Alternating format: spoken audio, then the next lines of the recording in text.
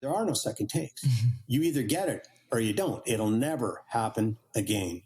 From the misty forests of British Columbia to the edge of the Arctic Circle, filmmaker John Banovich has spent 3 decades staring into the eyes of bears, wolves, and caribou, and seeing something unmistakably human staring back. This episode is about truth, the wild, unfiltered kind. It's about our desperate need for coexistence and the cost of misunderstanding the creatures who share this planet with us. But it's also about hope, about the people fighting on the front lines to protect the wild, to heal what's been broken, and to remind us what's still worth saving.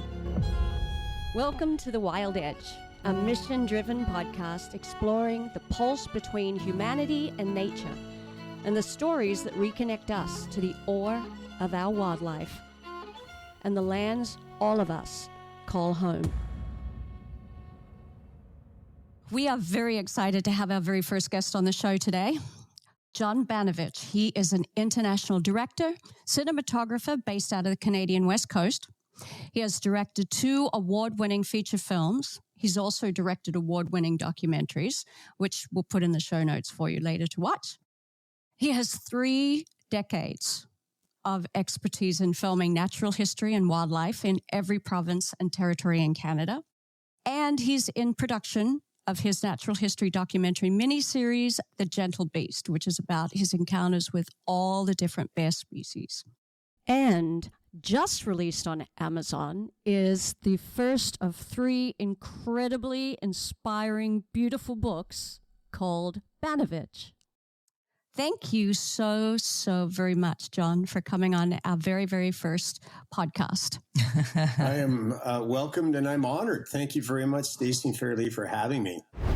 I've always admired your work. Thank you. You really have the ability to capture the spirit and the soul of the animals.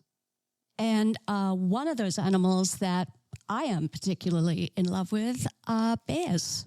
I'll caveat that by saying I have already in the works a documentary series, a natural history documentary series that is focused just on the bear species here in Canada, the 3 primary bear species plus all the subsets. And my publisher over at Shepherd Sterling has decided that the second book we're doing in the trilogy will be just about bears. So there is a lot of interest, which is fantastic because, you know, I have, as you pointed out, a real passion for these animals. I've been exposed to them in the wild, in their natural habitat for the last 3 decades. And so I'm chosen the title, the book, as well as hopefully the documentary, The Gentle Beasts, because they really are beautiful, compassionate, sensitive beings. But they're also very dangerous, as you pointed out, and you know, making them sort of a beast, if you will. I want to break down that perception that these are savage animals that spot your little child from a kilometer away, come running down the hill and tear the door off of your camper to eat your babies. That's just not the case. But I also want to dispel that myth that some of the factual reality type shows portray, which is, you know, here's our cameramen, our camera people 5 feet away from the bear, and oh, aren't they cute and cuddly? And, you know, that is a big problem too.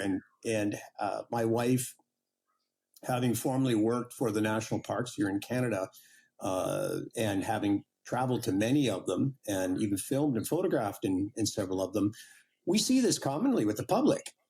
Oh, I've got a leftover hamburger. You know, there's a cute little grizzly bear on the side of the road. Let's just, you know, be kind and feed it the leftover hamburger. Oh, and while I'm at it, hey, this is a great idea. I'll just put the burger out there like this. Where is it? And I'll photograph it, you know, taking this beautiful big animal. I'll just photograph it, taking the burger out of my hand, and it never goes well.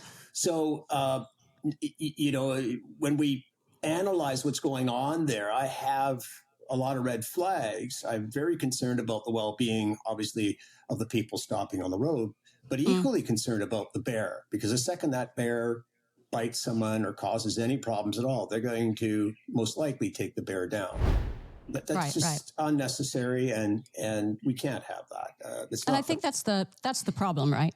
Is that we as humans, we talk a lot about, the human wildlife conflict, but we as humans cause most of the problem, because even though someone said to me the other day, they sent me a really cute little video on TikTok the other day of these people at a donut store. Every day they feed this raccoon donuts, and he comes out from the bush and he takes his donut and off he goes.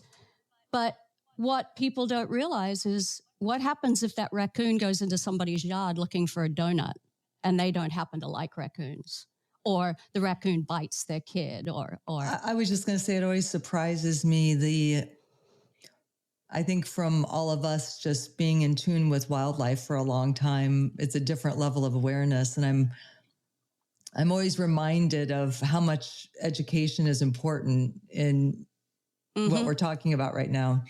So people understand there's a ripple effect, and 99.99% of the time it's a negative one when we enter into that space and start manipulating the environment a little bit. Yeah. A photograph I have of a bear that was pushed away by his mom when it was time for him to go out on his own. And he's this big, gigantic grizzly bear, but he looks so sad, and you just don't realize, I don't know, the power of a creature like that. And share with me what you were saying about, especially a bear like that has been pushed away. It's necessary because it is part of the process. They have to leave the den. They have to go out and find themselves effectively. But in that process, usually at the end of the second year or into the third year, those bears become agitated. They're confused. They're alone. They're lost. There can be a dangerous situation that's been set up by just how that works in nature. And so for us as humans, we don't necessarily understand that behavior. And this is where I think education and information is critical, that habitat belongs to them. We're going into their environment. When I go out there, there's a few bears that I've encountered, some of them for many years. And even though we have a bit of a relationship, I'm still very cautious to respect their space. I'm a guest, and they may recognize my voice. They may recognize my smell, but still have to appreciate the fact that I'm encroaching on them and their behavior and their actions. It would be no different if someone came to my door that I didn't know. I'm going to be cautious at all times. And so the young bear now is set out on their own, whether they're a male or female. They have to figure out, where do I belong in the pecking order?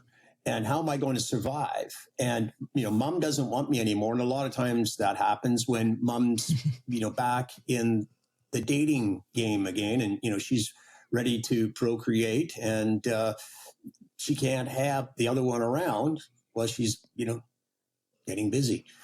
So poor baby is now a juvenile, and they're old enough to be on their own. They've learned what they need to know about surviving, how to find food and how to approach it, and how to survive a winter and how to den. They've got the fundamental tools to survive. So that's, for me, that's been the most dangerous bear that I've encountered, because they can be emotional. They can be very disoriented and confused and not sure.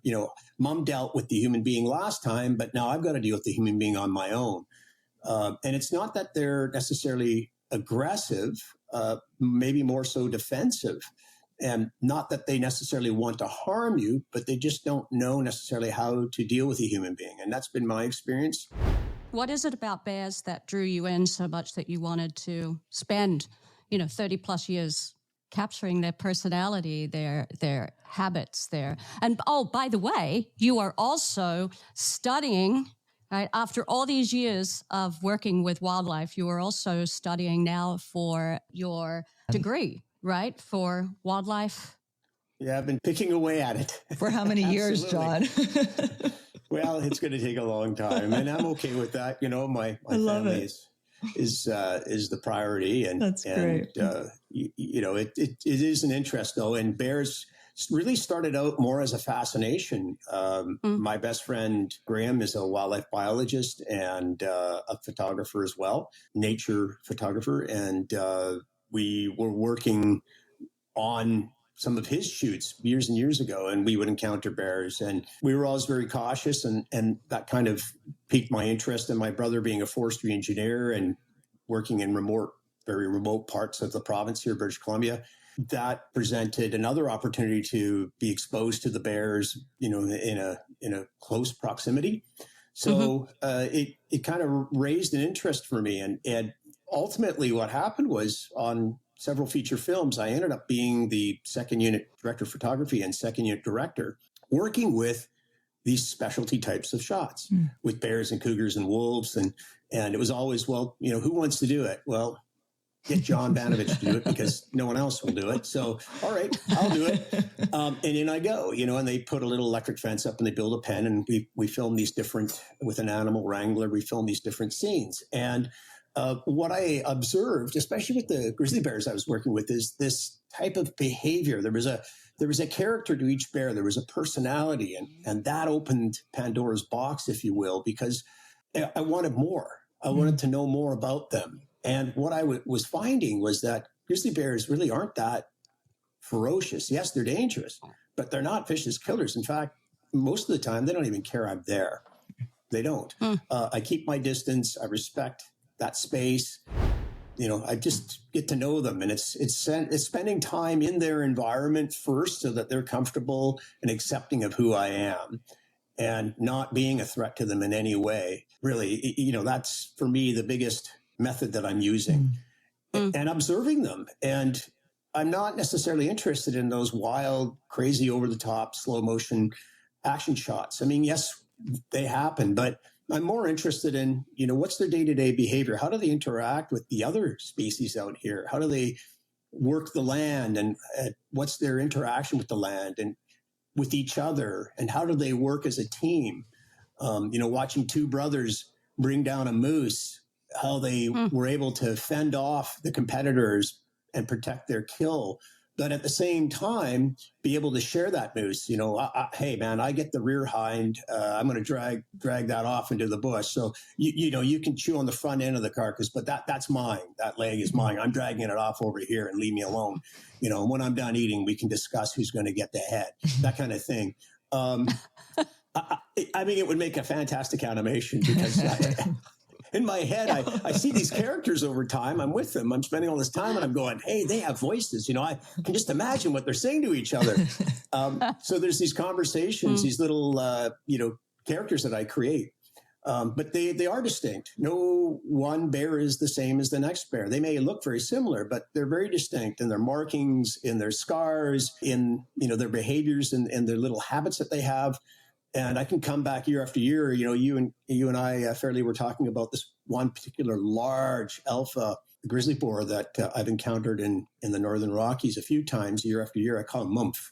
Oh, yeah, that's right. And Mumf. Yeah, Mumf. He just sort of, he plops himself down. So like, and it's just like, okay, if you wanted to destroy him, you absolutely could. But, it's interesting when I show up years later because he'll lift his head, he'll lift his ears. Oh, okay, it's you.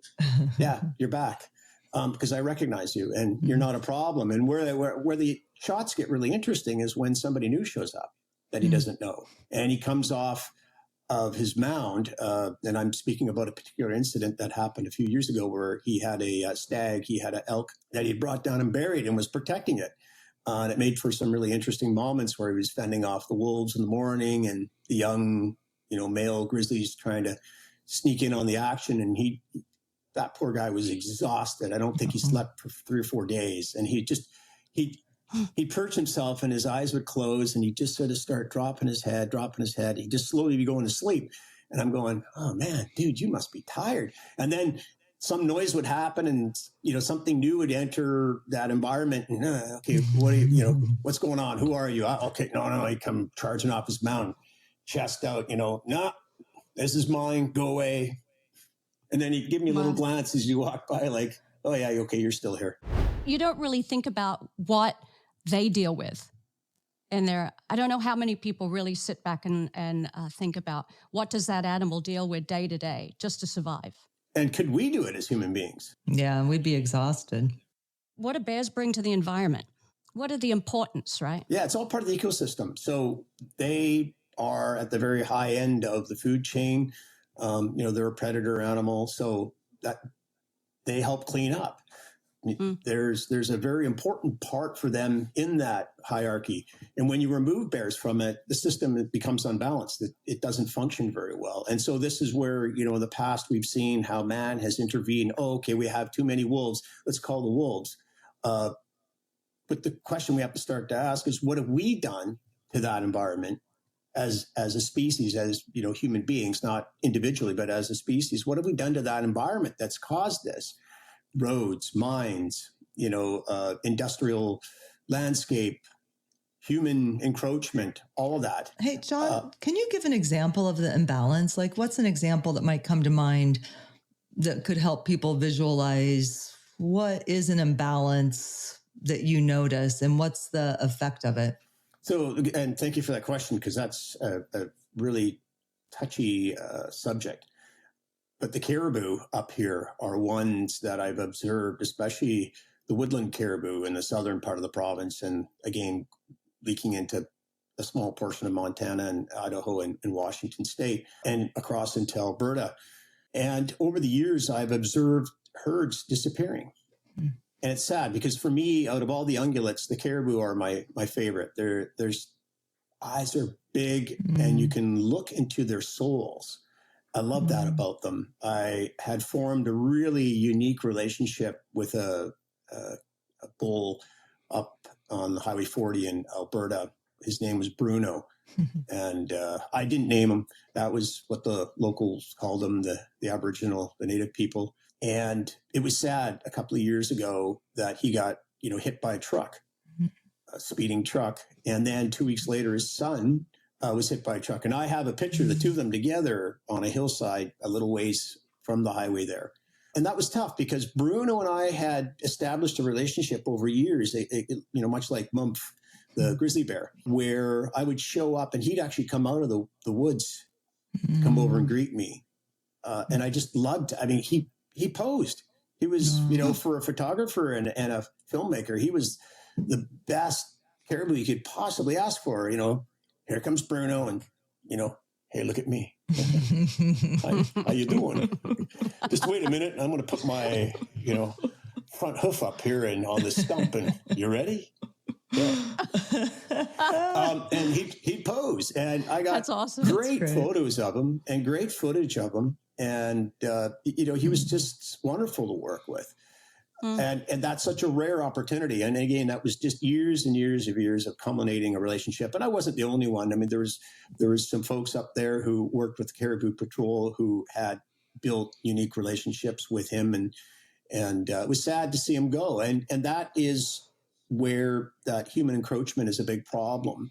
We've got a highway right through their migration path, and there's nothing on the highway. There aren't any residents. And then the big trucks move there. The 18-wheelers move through there to haul materials. I'm not saying we remove the highway. That's not the solution. And our federal government has taken a very extreme way of addressing this, which is, well, we're just going to kick all the farmers and industry off altogether, and that'll solve the problem. But it won't, because the highway remains. It's got a very high speed limit on it, and that remains. And so many of us are trying to petition whatever authorities, not necessarily just the federal government, but then any authority willing to listen, to reduce the speed limit. Let's get that speed limit down. Let's put some resources, payer-funded resources like law enforcement out there, and make sure that speed limit's monitored and followed. And we can see the huge advantages through many of the national parks where they've brought in speed zones in areas that are known to have Rocky Mountain bighorn sheep, for example, or mountain goats, or elk, Roosevelt elk, or mule deer. And, that's a scary thing for me in my years of doing this work, having a cow moose and her calf come out at sundown in front of you. You're doing 100 kilometers an hour. And so, over time, you get familiar with where these areas are, and you get familiar with their cycles, the birthing cycle, and, those poor little gangly moose, They can barely stand up. The last thing I want to do is hit one of them. I mean, that's detrimental not only to my work, but to what I believe. So I'm very aware of it. We need to function as a society in a way that we can coexist with all of these animals. There are steps being taken, but it's very slow. And it's not always necessarily the best steps, most cost-effective steps. And we have to look at the results too. As I say, slowing down is a big one. Mm-hmm. And even here in, pretty rural Kansas, there, like you were saying, John, there's certain areas where we know that we need to slow down because we live here and we see the populations coming through. A lot of people just go way too fast, but there's no signs up. And so we've been talking about in our area, reaching out to some of the insurance companies because we're like, how much money is going out the door right now, in addition to loss of wildlife, in addition to harming people, when they're hitting. I mean, we have so many deer here. We have the newly constructed Wallace-Annenberg Wildlife Crossing. I think it's going to be finished in 2025, but it crosses the 101 coming into Los Angeles. So thank you, Wallace-Annenberg. That's pretty awesome. But according to the Department of Fish and Wildlife here in California, over the last several years, we have lost on average of 1 to 2 cougars a week trying to cross the roads and being hit by cars. Hopefully this is going to make a big difference. That's a heavy impact on that population. Yeah. And we know that education is so incredibly important. And, what's happening between community and wildlife. Just recently, a cougar came out of the forest and attacked somebody and killed them. That's horrible. But the sad thing is, it was the cougar's home, those hills, and now he's dead. So I guess the question is, all the trails and everything that we're very fortunate to be allowed to hike on and bike on and enjoy, maybe they belong to the wildlife and we should respect that and give some of those areas back. I think that's a great question. I don't know. I'm just saying. You bring up a really valid point there. And I give credit to Alberta, the Alberta government and Alberta Fish and Wildlife, because what they try to do is capture the disruptive bears and relocate them. Now, in the case of the grizzly bears, for example, a lot of them will travel hundreds of kilometers to go back to their domain because that is their domain. There's an area in Alberta I like to call Alcatraz. It's it's where the bad bears go. And unfortunately, what happens in some cases is the young bears get beat up pretty bad, if they're a bad bear. And I'm joking about that because really I don't see it as a bad bear. Every bear can have a bad day, just like a human being can have a bad day. So, you catch them on a bad day, or you leave the grains out, or, you've got young calves. Well, I mean, be honest, not me personally, but if somebody left a Big Mac sitting on the front porch, the tendency might be to go grab that Big Mac and eat it. I don't eat Big Macs.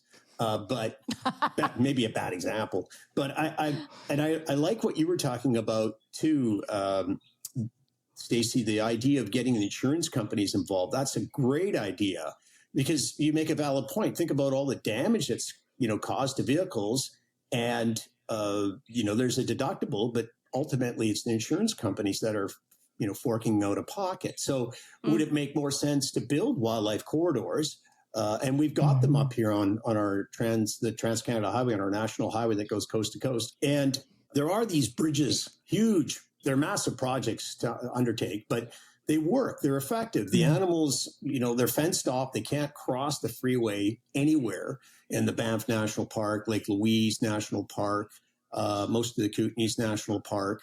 And they've put these huge, wide overpasses in, and they've put soil. They've tried to build the best representation of that habitat, so the animals will feel comfortable going through it. So there's plant, there's fauna, there's flora. They've brought in plant life. They've brought in soils and rocks, and tried to create some kind of a path that seems symbiotic to the environment and that habitat. And And kudos to them for doing that, because it's a step, in my personal opinion, it's a step in the right direction. Yeah. There are places where they put small tunnels underneath the highway for some of the smaller creatures, the rodents, for example, and some of the amphibians that wouldn't use that overpass. And they're trying very hard to mimic a natural setting. But how effective it is, again, a big question, because there's always animals that jump the fence. I've, intentionally stopped to film them because to me, it still is, and photograph them because it still is at large an issue that, has to be reviewed.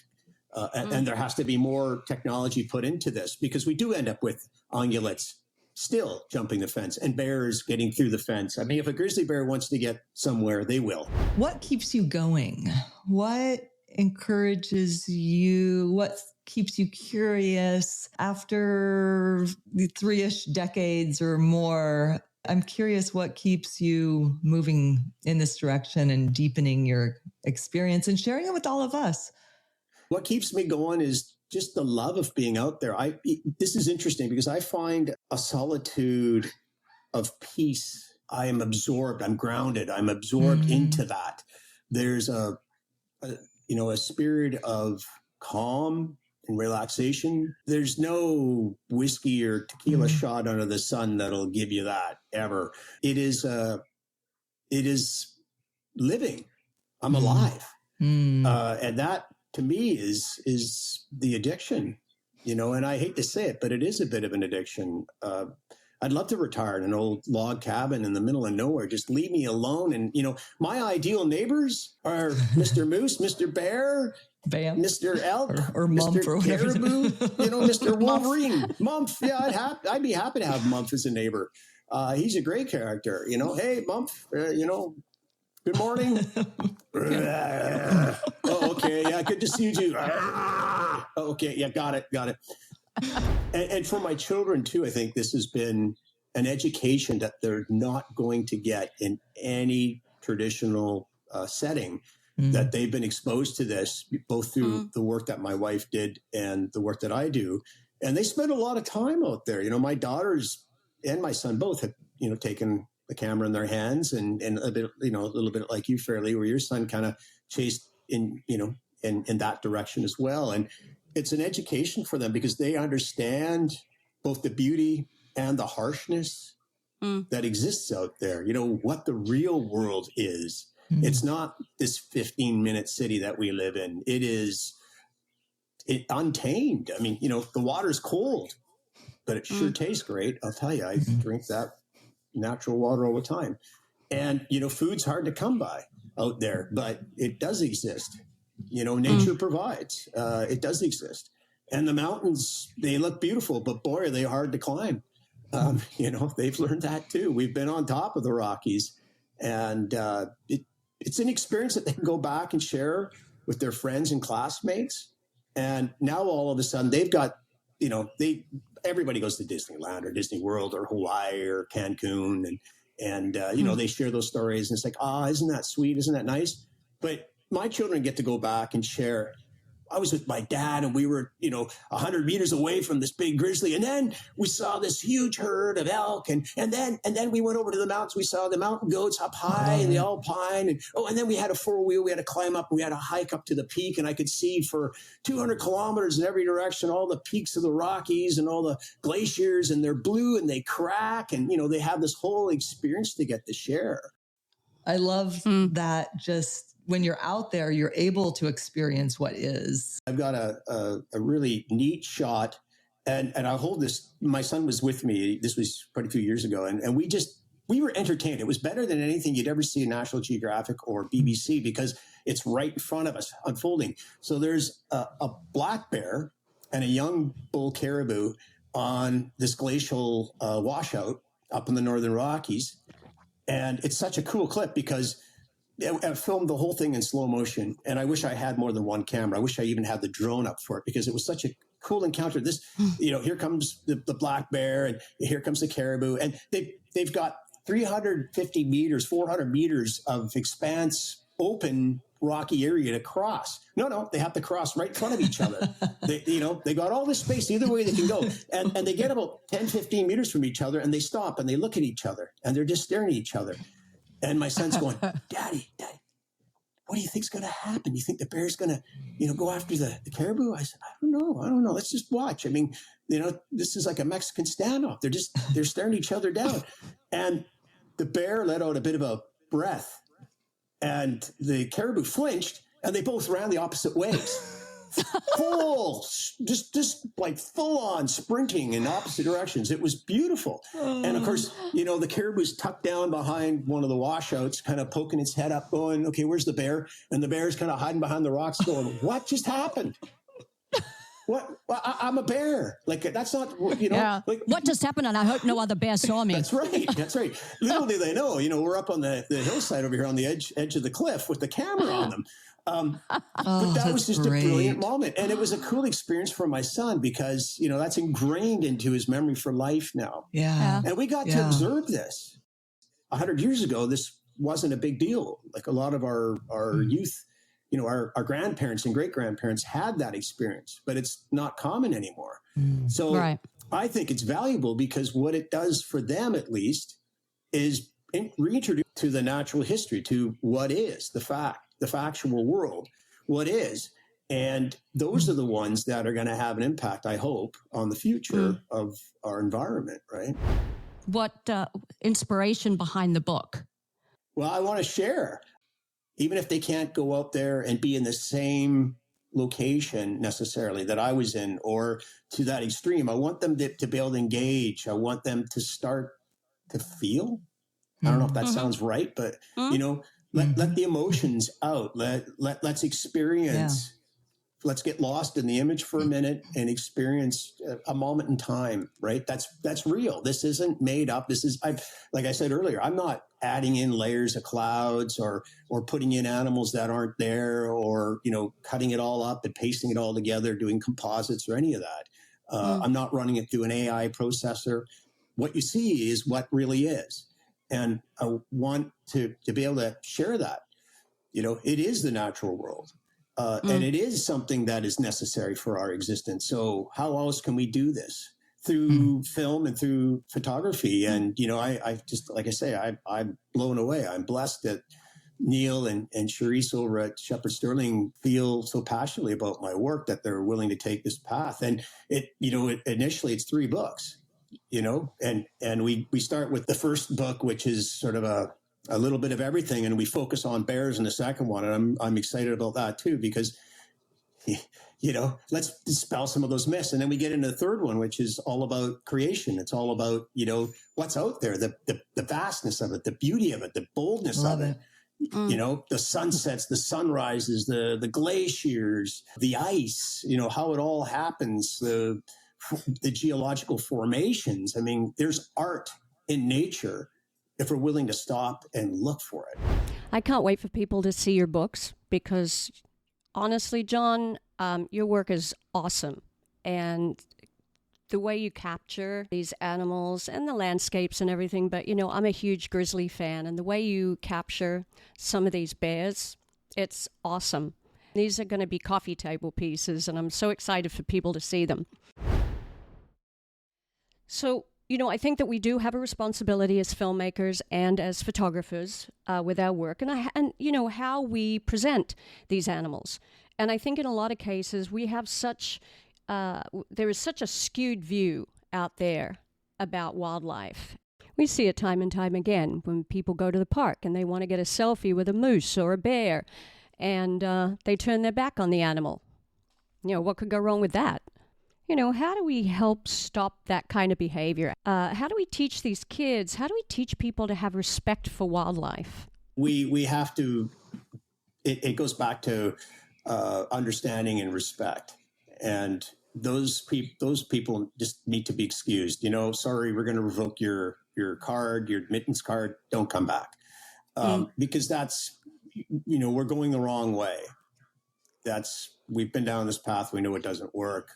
It has to go the other way. And I think national parks, this is what I believe, at least anyways, is that national parks are a great way. State parks, provincial parks, national parks, territorial parks that are set up with certain safety measures already put in place are a great way to experience this without being subject to the harshness and the extremes of those remote situations that all of us put ourselves in. And we're all in different positions, but what's great is that we share this common passion, this common love. And so it's a little bit different. What we get to do is spoon feed them, right? We get to go out there and engage that danger on the front lines and bring back the goods and spoon feed it to them. And they get to, our audiences get to experience it without having any major, threat or danger. So that's one method. The other method, as I say, is the parks that are set up by, federal governments, provincial governments, state governments, territorial governments, and being able to engage. And I love the fact that my daughter and I can go for a walk and we can encounter 20, 30, 40, 50 other people in that same local park. And in that process, if there's an owl, there's an eagle, squirrels, chipmunks, beavers, they're at your fingertips. And as long as it goes back to respect, as long as we respect the fact that, hey, this is their habitat, leave them alone, because habitualizing any wild animals is absolutely wrong. It's like giving, drugs, illicit drugs. Eventually you become addicted to it. And that's what you want. I mean, the old saying, the first one's always free. To some degree, but it's true. So to some degree, that applies to our wildlife too, right? You start and they're going to want more. I mean, those Big Macs are addicting and they're going to want more. And, why should I have to go hunt these little furry critters for a meal when, the humans are just going to bring it to me? Well, I'm going to go over to the car. Hey, buddy, bang, bang, bang, bang. Oh, you lost your mirror. I don't care. Give me food. Yeah. Well, this guy doesn't want to give you food, but I don't know that. I'm a bear. The last guy gave me food, so you're going to give me food. And we have to be so careful. And this is, again, that interaction at a safe distance. Just observe, they're not pets. And with that, this podcast, for example, is fantastic because now we're having this discussion about, how do we make sure the general public understands what is awaiting them. It's beautiful. It's magnificent. It's incredible. Go out there, take your shoes off, feel the ground, feel the wind in your face, let the sun down on you, man. I mean, and when it rains, that's okay too. And when it snows, that's okay too, because it's real. But at the same time, know full well that that's a harsh environment. You're not in Kansas anymore. No pun intended, Stacy. Oh, God. But John, you're not. some of us are. Well, I have. It's been a long time since I've been to Kansas. So, but it's one of those approaches, I suppose, that's really important that all of us remember when we're. You're right. We do have a bit of a responsibility, Fairlie, that we have to be able to present the honest truth to the general public. And that can be hard to do, right? I mean, broadcasters want, where's the excitement? Where's the action? They want more of an entertainment type of product. And I'm just not willing to compromise. I love that you're not willing to compromise. I love that, John. That's unique, I think, in the world that we live in right now, and super important and refreshing, and helps people keep grounded in what is. So thank you for not compromising. You're welcome. But I mean, you don't need to thank me because it needs to be, right? And I would encourage all photographers and filmmakers to take that path. Don't compromise. Like you pointed out, both of you pointed out, we have a responsibility. So we need to take that seriously. And present our material in that way, because we're doing a disservice otherwise. I don't like the term disinformation or misinformation. To me, it's blatantly simple. It's black and white. It's wrong information.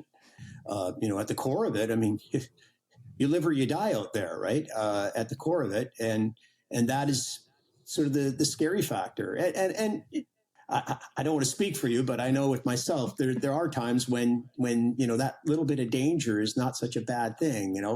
It's one of those, prick yourself. I'm alive. Wow. Yeah, there's it keeps some us on danger our here. toes. Totally. I mean, the heart is beating. and this is, for me, I guess where the sad element is, the day will come when I can't do this anymore, and I know that. I try to be very realistic about it. It'll come for all of us. But there's also the flip side of that. Look at the body of work that I leave behind and look at the impact, hopefully, that it's had in a positive way. So, Absolutely. Here we are trying to move forward in this way together, and it's fantastic. Let's bring in the troops. I think there does seem to be a younger generation that may be ready to pick up the baton, and run with it, who care a little bit more about our wildlife, our animal buddies who live with us than maybe our generation has done. I mean, what do you see as the future of our wildlife? I think that we will hit more, unfortunately, more of a tipping point where we're going to have to make some bigger decisions around, are we going to step in and learn how to coexist? I do think that if, John, what we were just saying about getting out into nature, it's hard to care about nature when we have lots of population that doesn't experience a lot of nature. It's hard to even know what you're missing, or even that it's out there, or it's so far out on the edge of that normal day for most people. So I think the word that comes to me is steadfast. I think there will be a steadfast movement. And unfortunately, I feel like we're going to have some tragedies with our wildlife. And then in some areas, I feel like we're going to have some wins. And hopefully when we come out of that, we'll have a bigger heart for what we actually want. And I think that overall, people are going to be appreciative of nature and wildlife at a larger level. And sadly, I don't think we've hit that tipping point yet. Yeah, I think it's going to be a couple of decades.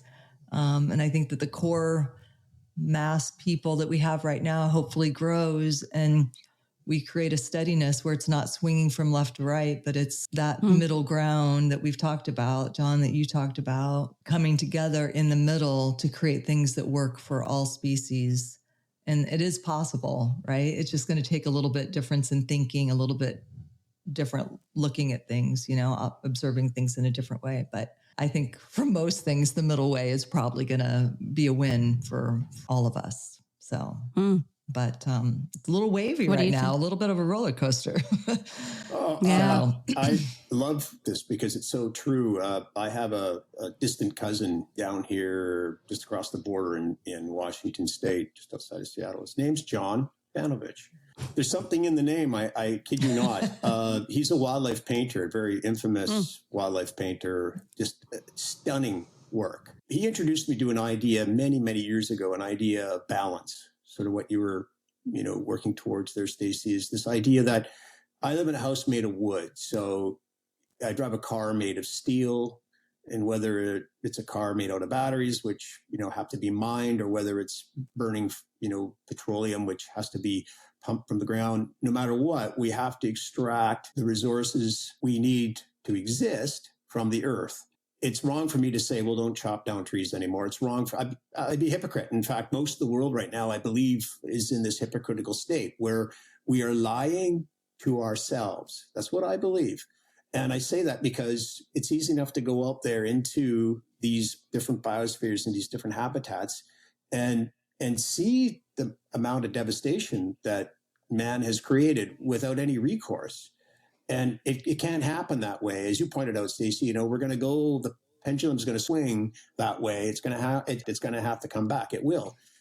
Depopulation of the human species is not the answer either. All these high up globalist people that are preaching this, it's easy for them to say that because they're not the ones that are depopulating. So that is not the answer either. And coexistence, which is something that, has brought all three of us together, is what I believe, and I'm sure, you'll find some common ground with me on this, is that that is the critical point to this.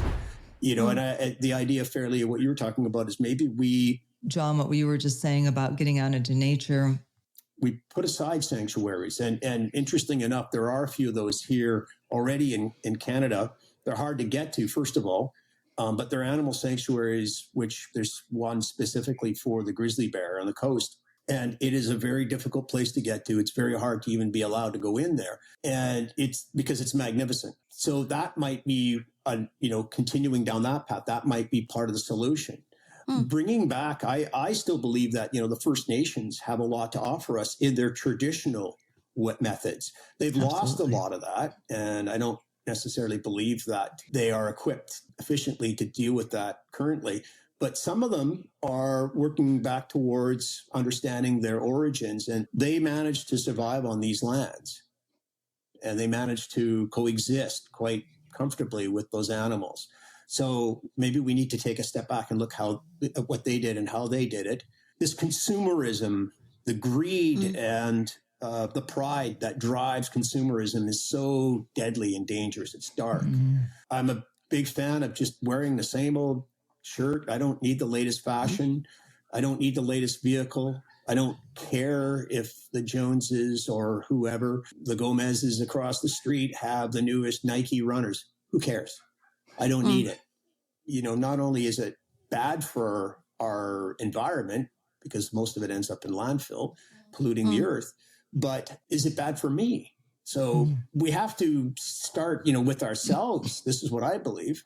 There's an awakening happening. And, coming back to what you were saying, Stacy, I think people are waking up.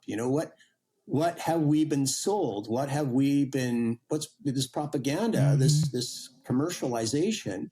Are we more than consumers at a trough, eating whatever's dumped in there? We should be. So what's good for us? And start with ourselves. We got to keep our environment clean. I fund the largest independent wildlife preserve up here in Canada, Creston, BC, and it's phenomenal what they've been able to create there. It could be dead frozen, and you're thinking, there's nothing moving around. I mean, it's ice and snow and minus 20. And you can walk in there and still see the different bird species and the elk, different ungulates. And it's fantastic what they've done independently, right? I mean, this is just from people like us getting involved. So I do think there's hope. I think we got a ways to go. I really believe that. What I do know for sure is that if we don't speak out, nothing's going to happen. I read a quote, difficult takes time, impossible takes longer. Right. Totally. Yeah. Right. It's just, it just takes a while. Yeah. As long as we're willing. With coexistence, with protecting wildlife, with protecting ecosystems, people, there's the same thing in Africa between the communities and the elephants. You've got people that live in poverty situations. The difference is they are willing to work together with the conservation organizations to find an acceptable solution to the problem without killing being part of it. So if we could just all come together, find a way to come together. I like that, Fairlie. I like the word willing. I think that's a powerful, all about willing. Just that simple, crack in the door of being willing. Right. If we don't try, it's never going to happen. Nothing's going to change. It will get worse. And, you kind of started out this podcast with that question. And through this, hour and a half, we've been able to discuss this and definitely throw some ideas around how this might manifest itself. So I am excited that we have this conversation because this is hope itself. That it isn't going to happen, by accident. And all of us, both of you are trying to reach out into the community and fund these very important projects that will bring awareness, will open some eyes. And most importantly, I believe, is hearts. There has to be some emotional connection for people to this. Just the simple fact that, what we were talking about is that these animals have characters, they have personalities. Let's open the door for that. Let's bring some of that emotion to our audiences and to the general public so they can see that, there's some truth here. Empathy. Yeah. And connection with individuals just like us. John, thank you so Two-way much street. for being here and sharing your time with us. It's been awesome. And I really hope down the road that you would be willing to come back and share more stories and beautiful films and photographs with us at a later date. Love it. Always have a camera close by. You just never know what you're going to encounter. You know. So thank you so much, Sean. And thank you for sharing what you do and who you are and inspiration for the future. What John reminds us is that coexistence isn't some faraway dream. It's happening right here, right often just beyond our fences or under the same sky that we're sleeping beneath. The truth is our wildlife, our animal neighbors are still out there trying to live their lives, raise their young, and survive in this shrinking space we all share. They don't need our fear. They need our understanding. They need space, respect, and a voice. So wherever you live, whether it's a city block, a desert canyon, or the edge of a forest, look around, listen, learn who your wild neighbors are, and do one small thing this week to protect them. Because when we protect wildlife, we're also protecting ourselves, the air we breathe, the water we drink, and the wildness that keeps our hearts beating.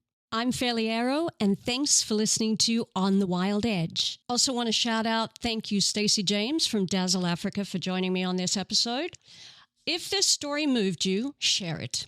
And join us in protecting our wildlife, our wild spaces, and the fragile balance that makes this planet home. See you on the next one.